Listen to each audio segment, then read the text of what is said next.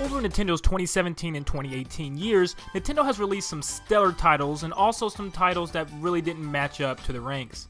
Among those stellar titles like Mario Odyssey and Breath of the Wild, Nintendo released lots of ports from the Nintendo Wii U, games that people have already seen. This divided the Nintendo community as a whole. You had the half that really enjoyed the ports from the Wii U, and then you had the half that has already played these ports and were sick of them. But underneath all this fuss, I believe there's a bigger problem that we are completely missing as consumers, that these prices of these games should not be what they are. So here up on the screen, I put up 10 Switch games, and all of these Switch games are the same price point, $60. But there's a difference here. 5 of these games are worth that $60 to me, and 5 of these games are not worth that $60. So if you could take the time and think in your head what games should be where. Before I tell you, go now.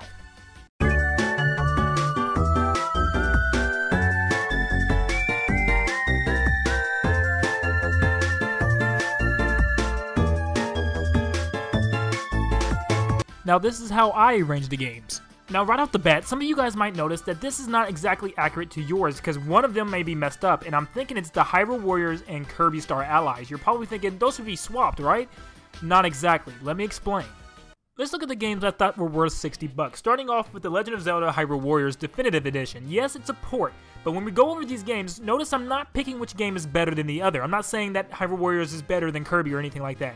I'm saying the amount of content that you get compared to the price is kind of weird. In the Hyrule Warriors Definitive Edition, you get both Wii U and 3DS content, which is a lot, which is tons of characters, tons of missions, stages, even adventure maps. The content is endless, and it's actually one of the hardest games to 100% from Nintendo ever of all time, so you will be playing this game non-stop. You're getting what you're paying for. Mario Rabbids Kingdom Battle, 4 big worlds, tons of characters, 8 characters, tons of weapons and items to unlock, collectibles, extra missions, challenges, extra challenges, tons of content there. Splatoon 2, you have brand new modes never seen before with co-op, you have lots of new battle modes, you have brand new stages, brand new weapons, and free DLC coming every Friday, adding new stages and new weapons every single time. It's just, Splatoon 2 is packed to the brim of content. Mario Odyssey, must I even say anything? I mean, tons of worlds to explore. They're all open world exploration levels, tons of collectibles, 999 moons to collect in the entire game, tons of costumes to unlock, extra game modes with Luigi's Balloon Battle. I'm sure there will be DLC in the future, tons of info there, and my main point of interest right here, The Legend of Zelda Breath of the Wild. Please tell me how this game isn't worth the $60. This game gives you a ginormous map, tons of stuff to go find, Korok seeds, temples, you know, all kind of over 100 shrines. Just, you can play the game anytime and probably still find something you missed. It's just so expansive and it's worth every penny to me. Now for the games that aren't necessarily worth $60 to me, let's look at ARMS. ARMS started off really good. It has lots of cool characters and stuff, but it's the same thing over and over again. When you go into the Grand Prix and stuff, you just fight an enemy, you continue. You fight another character, you continue. It's the same thing, the same end boss, the same go-around. There's nothing unique experiences. The characters don't really interact with each other. There's not much to do after that campaign. It just gets old. It's just like, is that really still worth $60? Is that good compared to Mario Odyssey?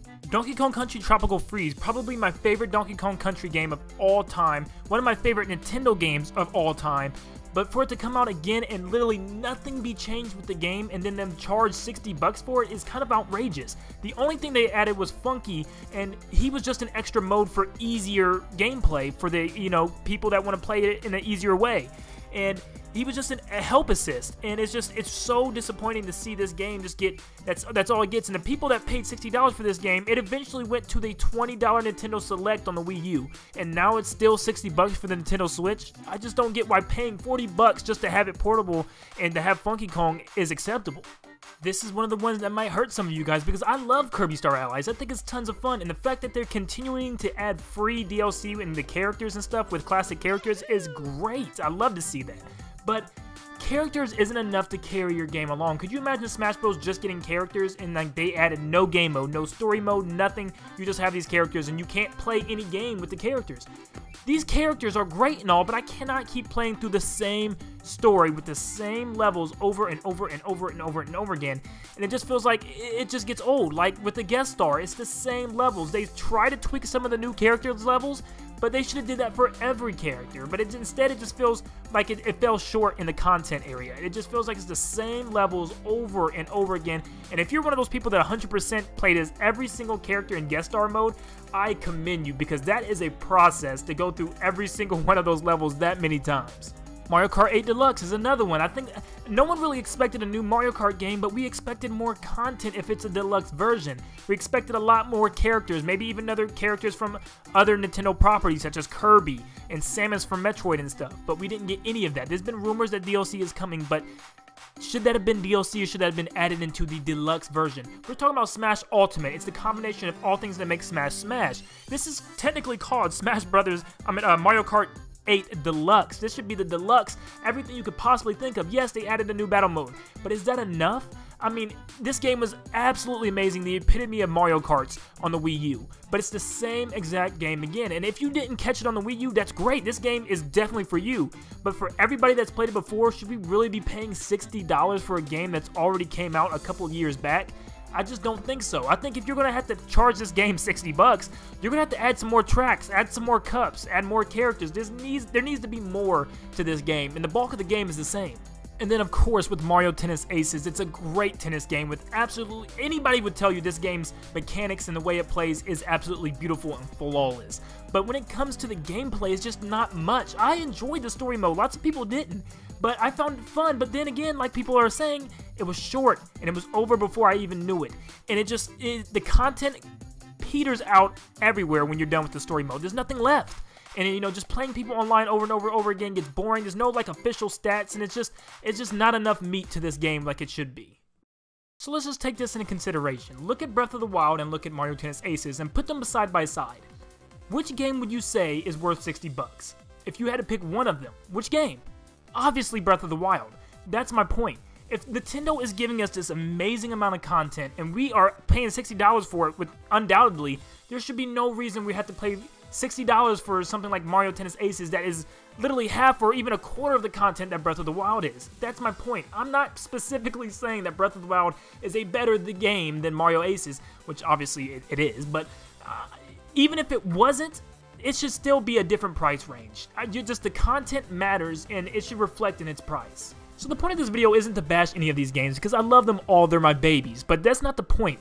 I don't want everybody to feel like it's a custom to pay $60 for games that really aren't worth that with their quality. And to look at games with better quality and quantity and compare them to some of the smaller ones and say, why are they both $60 is something that we need to look forward to. I mean, look at Smash Ultimate with Sakurai. The dude is putting 103 stages in the game, probably even more than that, over 900 songs, over 70 characters. I mean, you could clearly see there's a lot of work going into here, and then lots of people are actually thinking there's even going to be a story mode akin to Subspace in here. So with all that content, that is a $60 game. But then you have Mario Tennis, you know, and you guys see what I mean? But trust me, no backlash, I mean nothing, no harm against any of these games. These games are great. I just wish there was more content included, and if there wasn't, just lower the price a little bit to like a $50 or $40 price range. Guys, please tell me what you guys think in the comments, and if you agree, tell me why, and if you don't agree, tell me why. There's no need for giant arguments in the comments. I love to hear people, you know, disagree, and we can kind of talk about it together in the comments, and that's the point of the channel, is to bring us together as a Nintendo community. And I love it when you guys have serious questions and you really try to get right answers by just being nice and friendly in the comments, and I thank you guys for that. But if you guys have any comments, just let me know down below, and feel free to subscribe if you're new. We are building this channel up, and we're on a road to 10,000 subscribers. You guys are almost there. Just keep up the love, guys. I love you guys so much, and there will be some surprises for you guys in the future. But thanks for everything, guys, and I will see you then.